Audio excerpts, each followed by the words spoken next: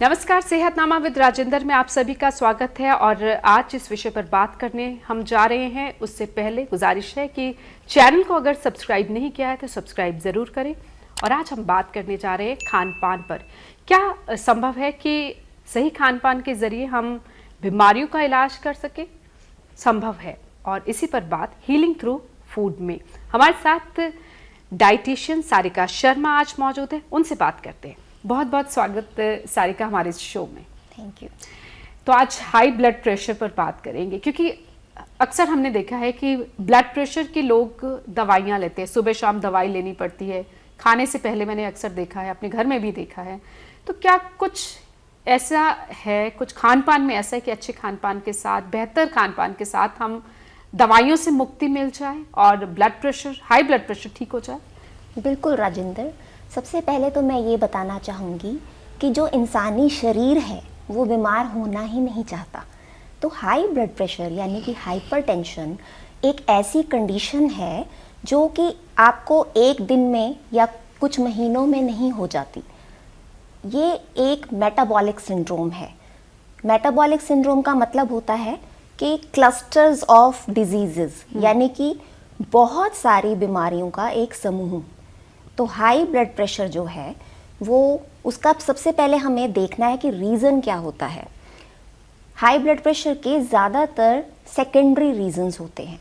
जैसे high blood pressure क्यों है, बहुत सारे कारण हो सकते हैं।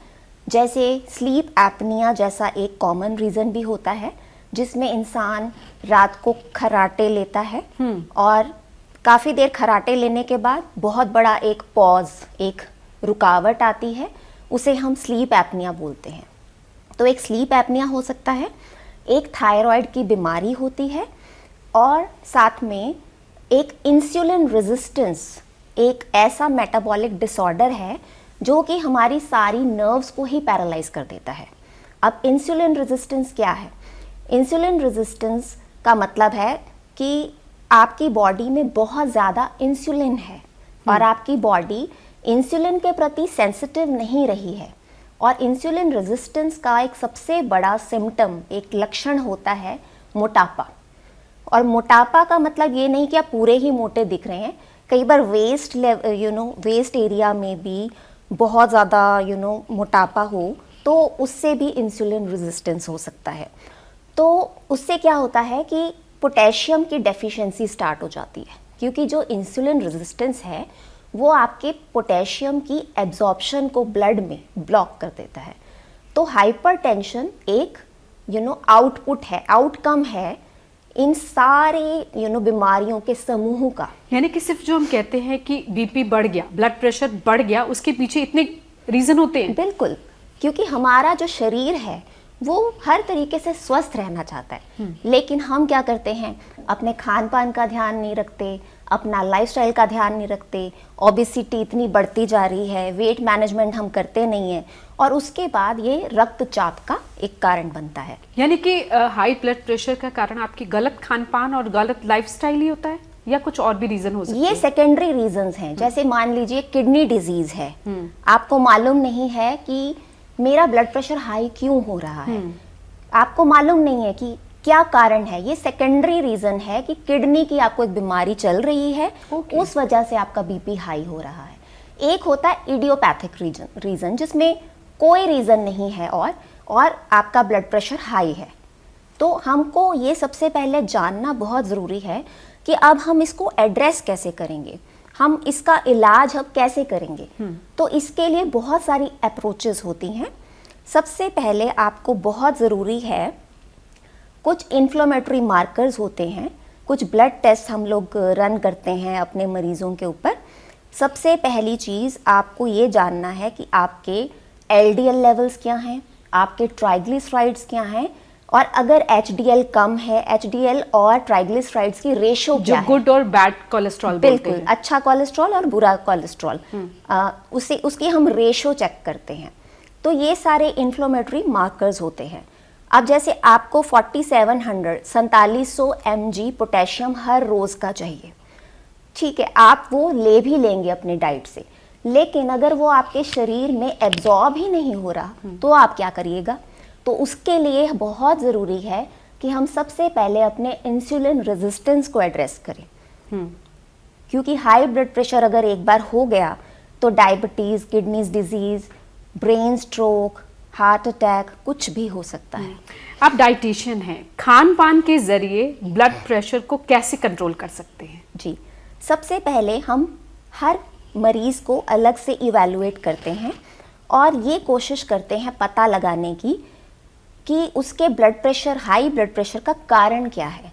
अगर वो मोटा है तो हम उसे देखेंगे कि सबसे पहले हम उसके कुछ ब्लड टेस्ट रन करते हैं और ये भी पता लगाते हैं कि उसे कहीं थायराइड की बीमारी तो नहीं है।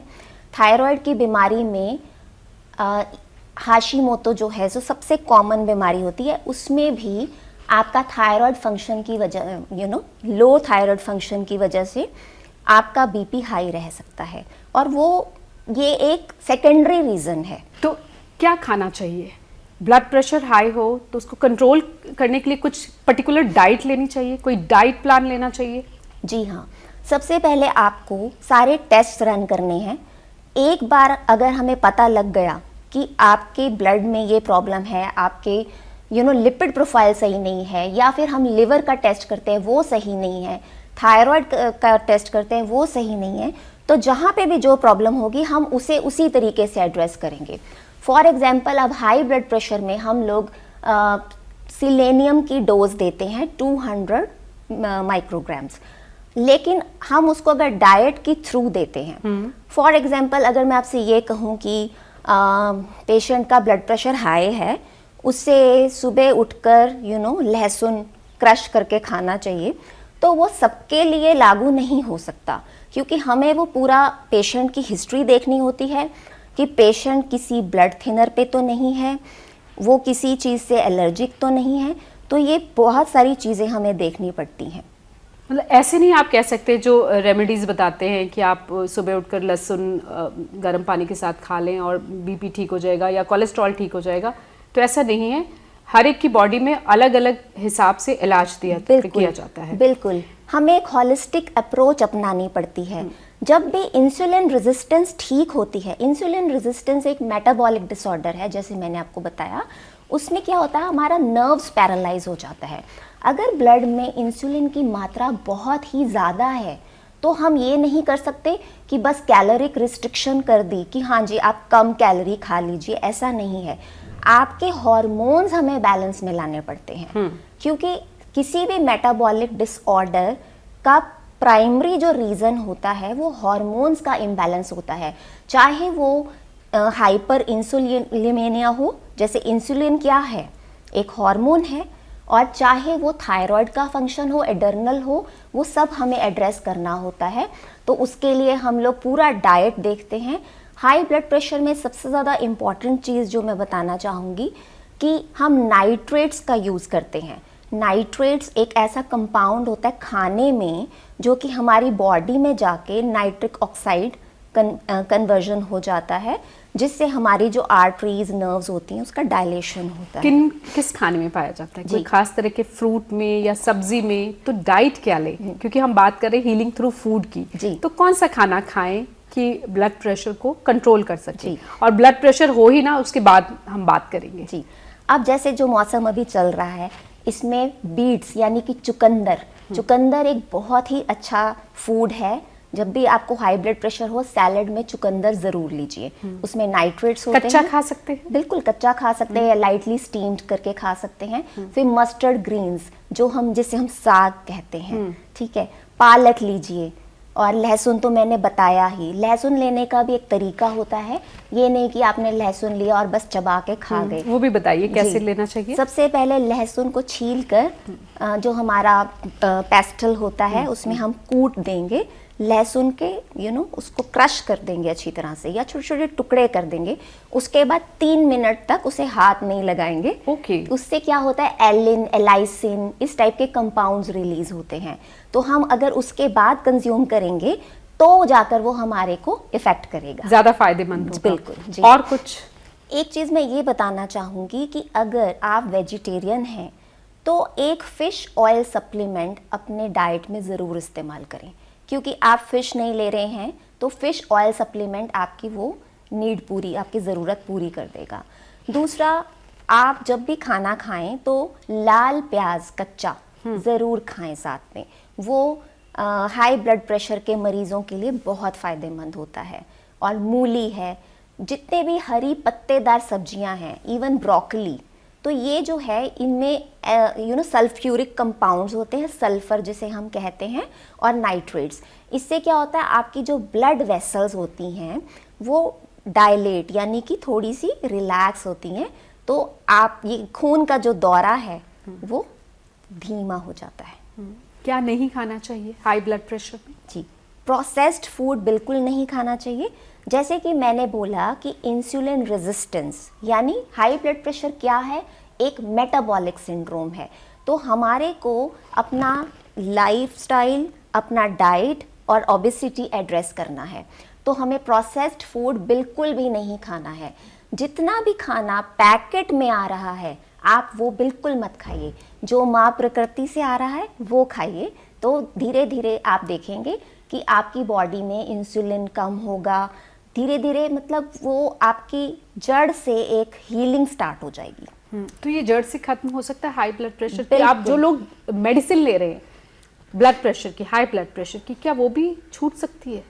जो लोग बीटा ब्लॉकर्स काफ़ी टाइम से ले रहे हैं, मैं उन्हें ये सलाह दूंगी कि वो एकदम से दवाई नहीं छोड़ें, क्योंकि वो आपके शरीर के लिए एक शॉक होगा। आपको उसको धीरे धीरे टेपर ऑफ करना है।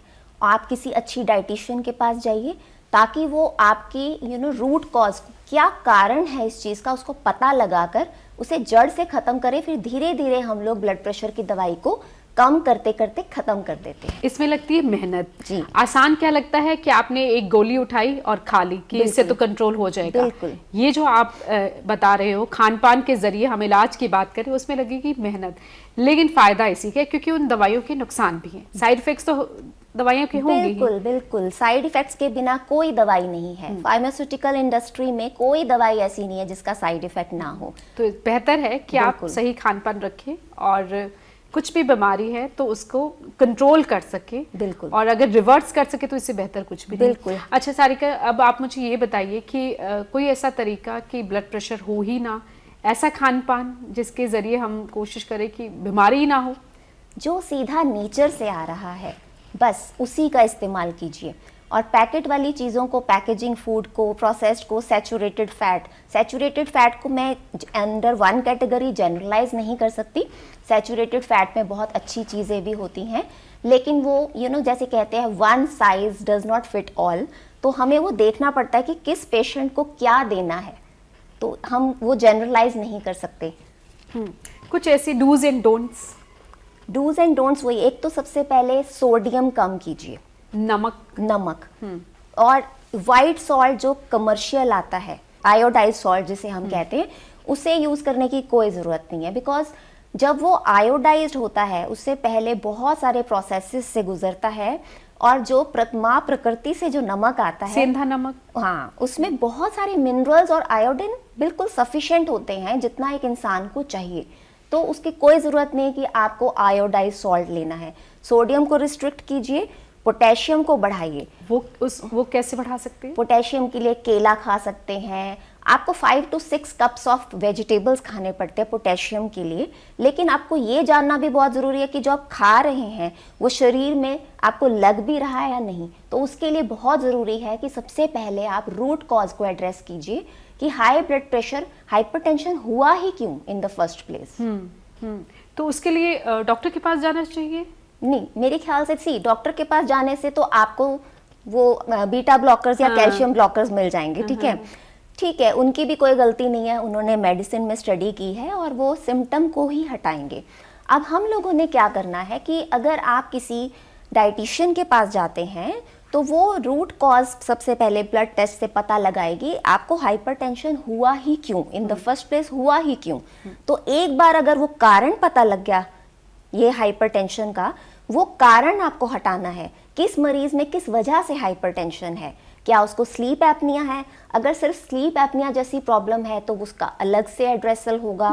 रिड्रेसल हर चीज का अलग से होता है। यानी इतना आसान नहीं है कि आप किसी बीमारी की दवा ले रहे हो और वो अपने आप 2-4 वीडियोस देख के अगर आप खाना पीना शुरू कर दो कि ये नहीं खाना या ये खाना है तो शायद मैं ठीक है, तो ऐसे नहीं है। बिल्कुल। प्रॉपर आपको डाइटिशियन से सलाह लेनी चाहिए, क्योंकि वो शायद प्रॉपर आप लोग चार्ट भी बनाते होगे, पूरा डाइट चार्ट होता होगा, डाइट प्लान होता होगा, तभी संभव है। अब बहुत सारे मरीज ऐसे आते हैं हमारे पास जो कि हर वो खाना खा लेते हैं गूगल करके कि ये हाइपरटेंशन के लिए हमने ये सब खाया लेकिन हम ठीक नहीं हुए। उसका कारण क्या है? कि उसका कारण ये है क्योंकि एक मेटाबॉलिक सिंड्रोम है और आपने तो रूट कॉज को ही एड्रेस नहीं किया। अगर आपको थायराइड की बीमारी है तो आप पहले उसे ठीक करेंगे। अगर आपका लिवर फंक्शनिंग सही नहीं है आप उसे ठीक करेंगे। पोटेशियम क्यों बॉडी में नहीं ब्लड में एब्जॉर्ब हो रहा है आप उसको देखेंगे। बहुत सारी रीजंस होते हैं। बहुत बहुत शुक्रिया सारिका इस अहम जानकारी के लिए। उम्मीद करती हूँ कि जो दर्शक इस वीडियो को देख रहे हैं उन्हें ये वीडियो पसंद आई होगी, और पसंद आई है तो लाइक, सब्सक्राइब और शेयर ज़रूर करिए। शुक्रिया।